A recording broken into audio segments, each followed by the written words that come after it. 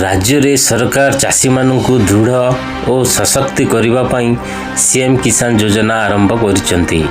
सही योजना रे शामिल करने पाई नूतन हिताधिकारी मानू नवेम्बर मास सुधा नवेम्बर मास 8 तारिख पर्यंत पंजीकरण करिपारिबे।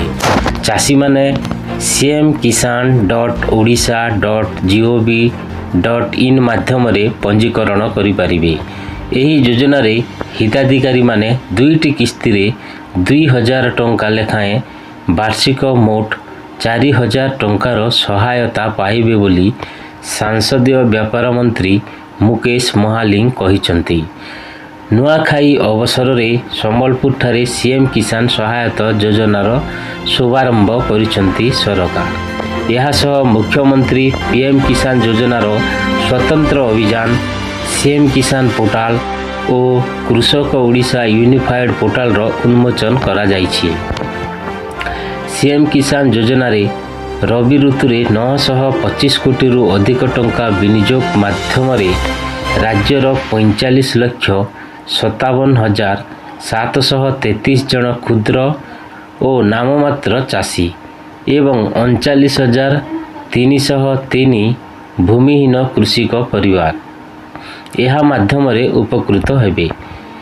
सीएम किसान रो एही सहायता राशि उभय खरीफ और रवि ऋतु पाई दुईटी किस्ती रे समुदाय 4000 टंका प्रदान करा जिवो। सेपरी सीएम किसान योजनार समस्त योग्य हिताधिकारी पिलामानंक वैषयिक उच्च शिक्षा निमंते कृषि विद्यानिधि योजना रे 2 लाख टंका छात्रवृत्तिर व्यवस्था करा जाइछि।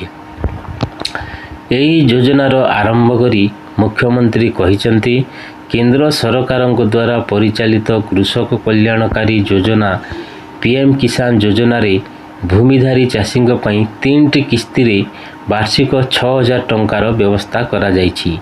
एथिरे सीएम किसान जोड़ी होई गले चाषी वर्ष को 10,000 टंका मिलिबो बोली कुआ जाइछि।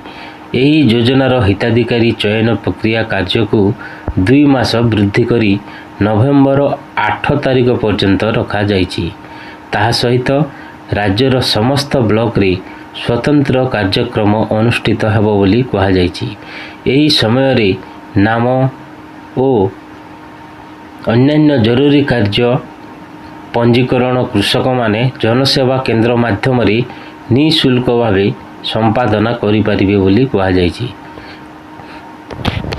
एणु आपण मानकु अनुरोध भिडियोटी जदि भल लागिले आम चैनल को सब्सक्राइब करी पाखरे थिबा बेल आइकन को दबाई दियंतु जा फल रे एमिति योजना